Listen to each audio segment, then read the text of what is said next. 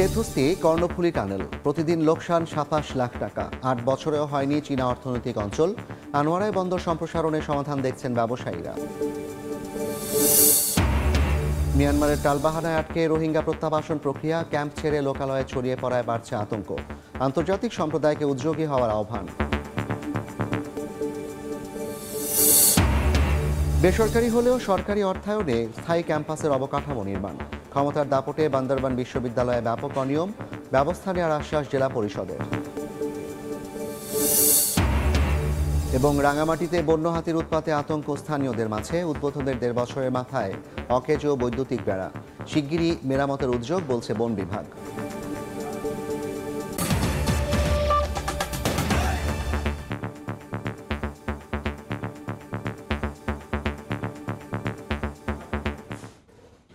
আমন্ত্রণ সময় সংবাদের নিয়মিত আয়োজন বিভাগীয় সময়। থাকছি সপ্তাহের ৭ দিন ভিন্ন ভিন্ন বিভাগের সংবাদ নিয়ে। আজ থাকছে চট্টগ্রাম বিভাগ, সঙ্গে আছি আমি জাফর সাদিক। সেতুস্থি কর্ণফুলী টানেল প্রকল্পে খরচ ১০.৫ কোটি টাকা। লাভ তো দূরের কথা, প্রতিদিন লোকসান গুনতে হচ্ছে ২৭ লাখ টাকা। অথচ বিদেশি বিনিয়োগ ও কর্মসংস্থানের আশার আলো দেখানো চীনা অর্থনৈতিক অঞ্চলও গড়ে ওঠেনি ৮ বছরে। ব্যবসায়ীরা বলছেন, চট্টগ্রাম বন্দরকে সম্প্রসারিত করা হলে ক্ষতি কিছুটা পুষিয়ে ওঠা সম্ভব। অনেক বিশ্বাসের ক্যামেরায় শফিকুল আলমের রিপোর্ট। বিদেশি বিনিয়োগ আকৃষ্টে ২০১৬ সালে অর্থনৈতিক অঞ্চল প্রতিষ্ঠার জন্য চীনা কোম্পানি সিএইচইসির সঙ্গে চুক্তি করে বাংলাদেশ অর্থনৈতিক অঞ্চল কর্তৃপক্ষ। বেচা নানা কারণে সিএইচইসির সঙ্গে ডেভেলপার ও জমি ইজারা চুক্তি না হওয়ায় ২০২২ সালে প্রকল্পটি প্রথম ধাপে ভেস্তে যায়। এরপর চীনের পক্ষ থেকে সিআরবিসিকে নতুন ডেভেলপার মনোনীত করা হয়। G2G পদ্ধতিতে বেচার সাথে করা চুক্তির দীর্ঘ ৮ বছর পরও শুরু হয়নি নির্মাণ কাজ। যদিও এর জন্য কেটে ফেলা হয়েছে পাহাড়, উজাড় করা হয়েছে বন জঙ্গল। কাজের অগ্রগতি বলতে দৃশ্যমান একটি টিন শেডের ঘর আর নির্মিত হয়েছে একটি সড়ক। একর করে মানে চায়নার একটা অপোজিটে বাউন্ডারি দিয়ে রাখছে, এটা ফেলে রাখছে এরকম। শুধু রোডটা করছে আর তারা একটা ওয়াল দিছে, আর কিছু দেখতেছি না। এখানে বন জঙ্গল যেগুলো উজাড় হয়েছে ওইগুলোর কারণে এখন তো হাতির উপদ্রব খুবই বেড়ে গেছে, অনেক প্রাণ ঝরতেছে। অথচ ৭৮৪ একরে ৪০০-র বেশি শিল্প কলকারখানায় ৩০,০০০ মানুষের কর্মসংস্থানের আশ্বাসে ১০.৫ কোটি টাকা খরচ করে নির্মাণ করা হয় কর্ণফুলী টানেল। সেতুস্থি এই প্রকল্পে এখন প্রতিদিন লোকসান ২৭ লাখ টাকা। অপরিকল্পিত প্রকল্পে এখন করুণ দশা বন্দরনগরীর, বলছে সচেতন মহল। মাতারবাড়িতে ইন্ডাস্ট্রিয়াল হাব, নদীর ওই পারে কর্ণফুলীতে ইন্ডাস্ট্রিয়াল হাব, তাহলে এতগুলি ইনভেস্টর্স, আমার কতগুলি ইনভেস্টর্স দেশে আসবে, তার সাথে পরিকল্পনা সংগতিপূর্ণ হতে হবে। তো রাতারাতি তো আমার দেশে মানে লক্ষ লক্ষ ইনভেস্টর তো বিদেশ থেকে চলে আসবে না। আমি ইন্ডাস্ট্রিয়াল বেল্টের জন্য আমি পরিকল্পনা করে রাখতে পারি, এই জায়গায় ইন্ডাস্ট্রিয়াল বেল্ট করব, কিন্তু ইন্ডাস্ট্রিয়াল বেল্টের নামে আমি কতগুলি জমি আটকে রেখে দিলাম। ব্যবসায়ীরা বলছেন, কর্ণফুলী টানেলের এক প্রান্তে বন্দর হলেও খালি পড়ে আছে আনোয়ারা প্রান্ত। সেখানে বন্দরের কার্যক্রম সম্প্রসারণের পাশাপাশি কন্টেইনার অফডক করার কথা বলছেন তারা। টানেলে যে আমাদের একটা সমস্যা, যেটা আমাদের লস হচ্ছে, সেটাকে হয়তোবা রিকভার করার একটা সুযোগ থাকবে। এবং সবচেয়ে বড় কথা হচ্ছে কি, ওই পারও যদি আমরা জেটি করি, ওই পারও যদি অফডক করি এবং বে টার্মিনাল হলে তখন সেটার কানেক্টিভিটি বাড়বে। চীনা অর্থনৈতিক অঞ্চলের জন্য এরই মধ্যে ২০০ একর জায়গায় পাহাড়ি টিলা কেটে সমান করা হয়েছে। এমনিতেই বড় ধরনের লোকসানের মুখে কর্ণফুলী টানেল। চীনা অর্থনৈতিক ও শিল্পাঞ্চল ঘিরে যে কর্ণফুলী টানেল করা হয়েছে, সেটি না হলে আরও বড় ধরনের ক্ষতির মুখে পড়বে কর্ণফুলী টানেল। শফিকুল আলম, সময় সংবাদ, চট্টগ্রাম। কর্ণফুলীর ওপারে অর্থনৈতিক যৌন কারখানার কাজ কত দূর, এ বিষয়ে আরও আলোচনার জন্য চট্টগ্রাম থেকে সরাসরি যুক্ত হচ্ছেন সহকর্মী কমল দে।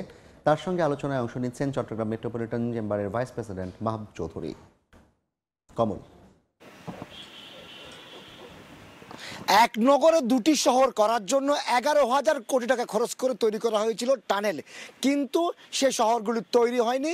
দক্ষিণ চট্টগ্রাম যে অবহেলিত, সে অবহেলিত রয়ে গেছে। অথচ ১১,০০০ কোটি টাকা খরচ করে টানেলে এখন তার উপযোগিতা হারিয়ে ফেলেছে। সেটি নিয়ে আমরা আলোচনা করবো। আলোচনা যোগ দিয়েছেন চট্টগ্রাম মেট্রোপলিটন চেম্বারের ভাইস প্রেসিডেন্ট মাহবুব চৌধুরী। মাহবুব, আপনাকে স্বাগত জানাচ্ছি। টানেল হয়ে গেল কিন্তু এক নগরে দুটি শহর হলো না, এটি আসলে কেন হলো না? এশিয়ার মধ্যে বিখ্যাত বন্দর হচ্ছে চট্টগ্রাম বন্দর কর্ণফুলীর খরস্রোতার কারণে, কিন্তু আমরা সেই বন্দরের শুধু এক পাশ ব্যবহার করতেছি, আর এক পাশ ব্যবহার করছি না। চট্টগ্রাম দক্ষিণ চট্টগ্রাম উন্নয়ন এই জন্য প্রয়োজন, যদি উন্নয়ন হয় তাহলে দক্ষিণ আপনার চট্টগ্রাম বন্দর দুটা হয়ে যাবে, আমরা ডবল চট্টগ্রাম বন্দরের ক্ষমতা বাড়বে। কিন্তু সেটা করার জন্য আমরা এত টাকা খরচ করেছি, কিন্তু সেই টানেলটা এখন আপনারা ব্যবহার করছে ঠিকমতো আমরা ব্যবহার করতে পারছি না। বিশেষ করে হচ্ছে দক্ষিণ চট্টগ্রাম হচ্ছে শহরের সাথে লাগানো একটা জায়গা, এখানে শিল্পায়ন অত্যন্ত জরুরি, কর্মসংস্থানের জন্য জরুরি, এবং শহরের সাথে লাগানো, যেহেতু টানেলের কারণে শহরের সাথে লাগানো হয়ে গেছে।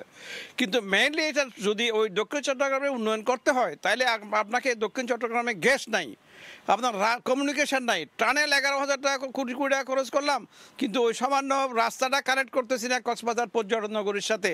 যদি আমি বলি আসলে যদি আপনারা দক্ষিণ চট্টগ্রাম উন্নয়ন চান তাইলে দক্ষিণ চট্টগ্রামে শিল্পায়ন হতে হবে।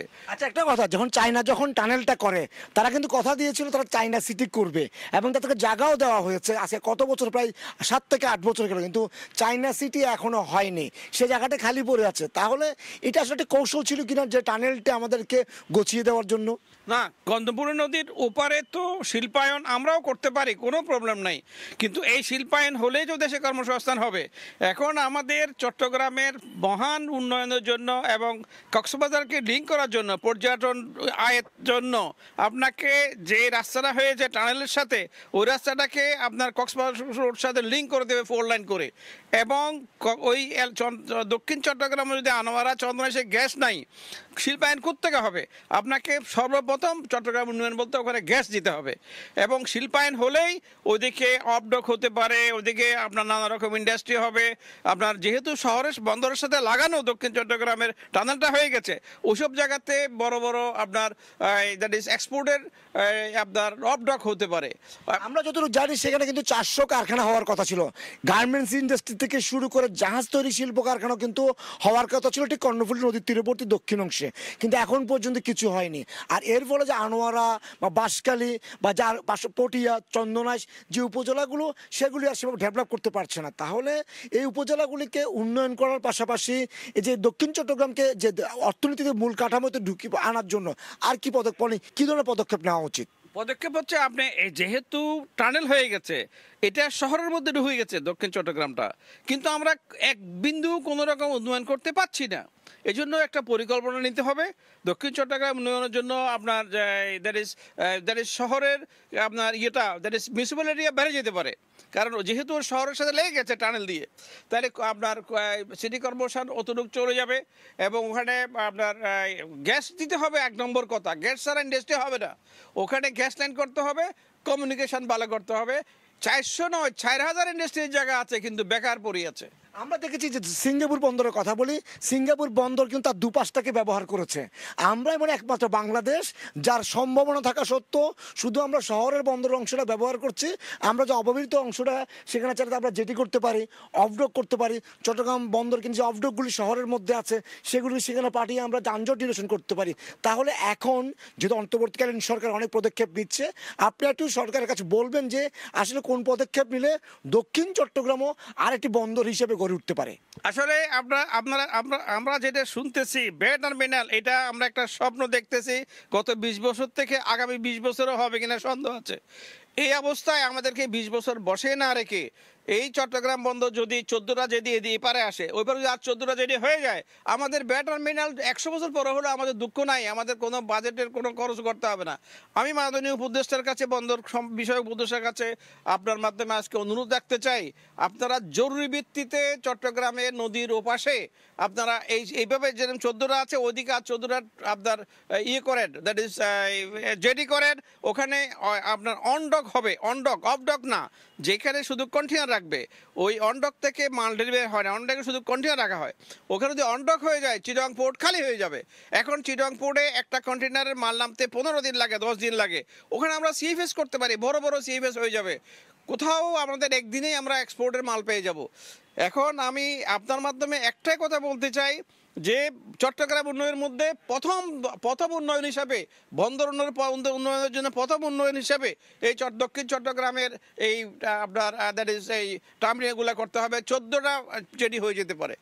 ধন্যবাদ। আমরা কথা বলছিলাম মেট্রোপলিটন চেম্বারের ভাইস প্রেসিডেন্ট মাহবুব চৌধুরী সাহেব আমাদেরকে বলছিলেন চট্টগ্রাম বন্দরের আরেকটি বন্দর করা যাবে যদি বে টার্মিনাল করুক, কিন্তু সহজটা করা যাবে দক্ষিণ চট্টগ্রাম যে অংশটি অব্যবহৃত পড়ে আছে।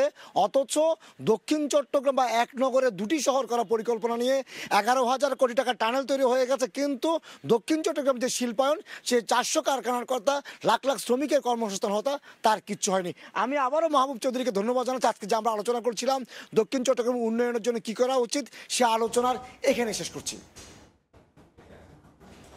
সরাসরি যুক্ত ছিলাম চট্টগ্রাম থেকে। আলোচনার টেবিলে চলে কথার লড়াই, প্রতিবারই মেলে প্রতিশ্রুতি, তবুও বছরের পর বছর আশ্বাসেই আটকে আছে রোহিঙ্গা প্রত্যাবাসন প্রক্রিয়া। মিয়ানমারের টালবাহানায় এখন পর্যন্ত একজনকেও ফেরত পাঠানো যায়নি। স্থানীয়রা বলছেন প্রত্যাবাসন অনিশ্চিত হওয়ায় লোকালয়ে ছড়িয়ে পড়ছে রোহিঙ্গারা, ক্যাম্পও হয়ে উঠছে অপরাধের অভয়ারণ্য। রোহিঙ্গাদের দাবি আন্তর্জাতিক সম্প্রদায়ের উদ্যোগেই ফিরতে চান নিজ দেশে। মোহাম্মদ ফরাজের ক্যামেরায় বিস্তারিত জানাচ্ছেন সুজাউদ্দিন রুবেল। কক্সবাজারের উখিয়ার ৩ নম্বর ক্যাম্পের প্রধান কমিউনিটি নেতা ফয়েজুল ইসলাম। ক্যাম্পের ছোট্ট একটি ঘরে পরিবারের 11 সদস্য নিয়ে বসবাস। দুর্বিষহ জীবনে একে একে 7 বছর পার করার পর সন্তানদের বয়স বাড়ার সঙ্গে সঙ্গে দুশ্চিন্তাও বাড়ছে সমান তালে। যেহেতু 2 বছর জান দিলাম দিবা, এটা 12 বছর 13 বছরে গিয়ে গই, এই তো 12-13 বছর দিলাম দিবা 20 বছরে গিয়ে গই, তাহলে জাগা আর হাসটোয়াদ নওয়াদ গদ দিয়ে দিয়ার বারপন আর ঘর বাড়ায় না পারি।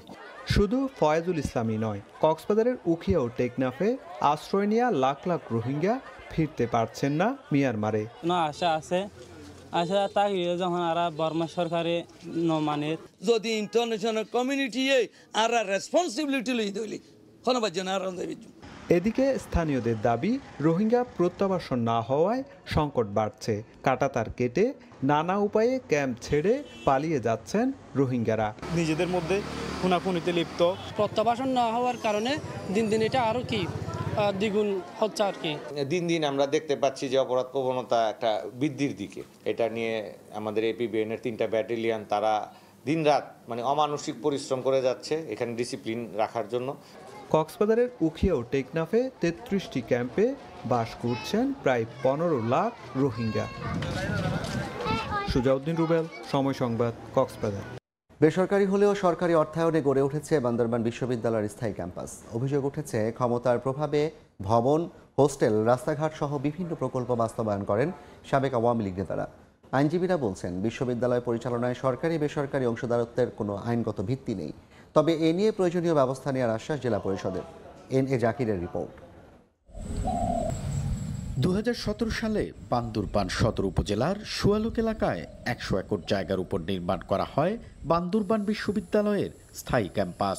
জেলা পরিষদের 25 ভাগ এবং শিক্ষা উন্নয়ন ফাউন্ডেশন নামে একটি বেসরকারি সংস্থার 75 ভাগ মালিকানায় দ্বিপাক্ষিক চুক্তি হয়।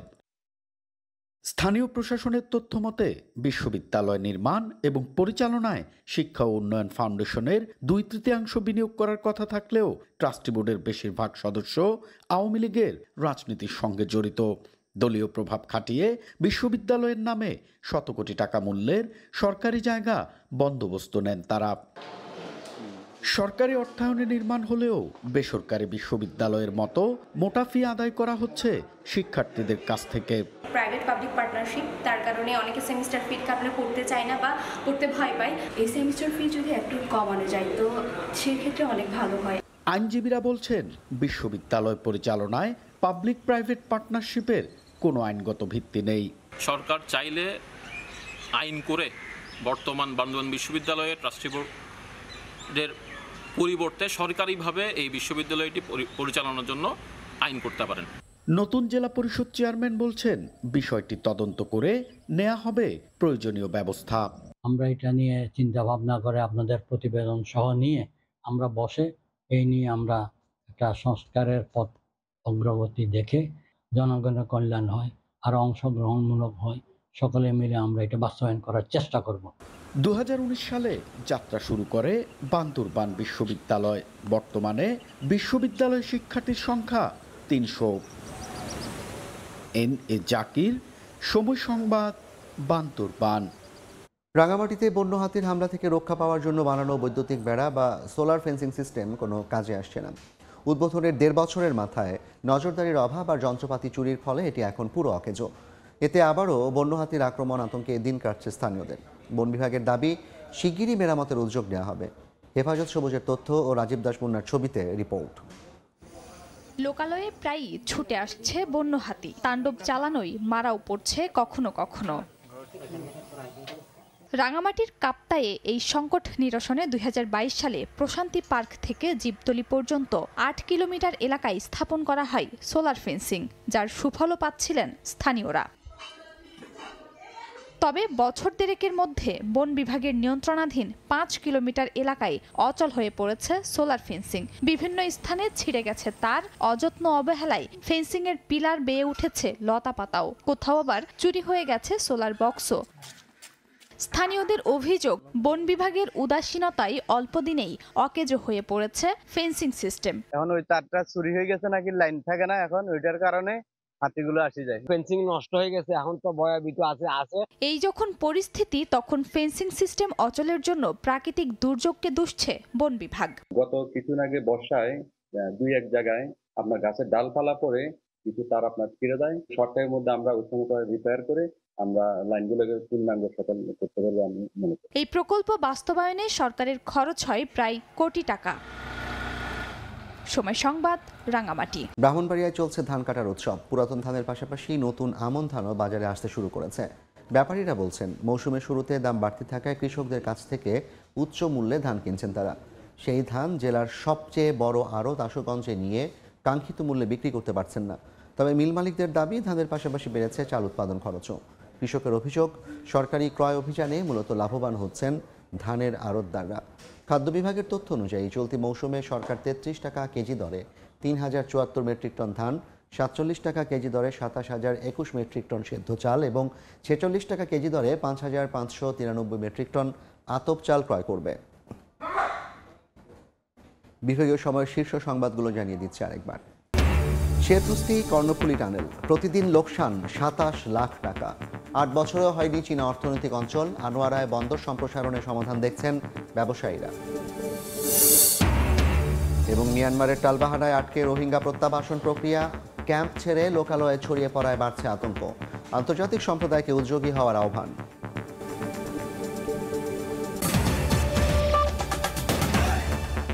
এই ছিল বিভাগীয় সময়ে।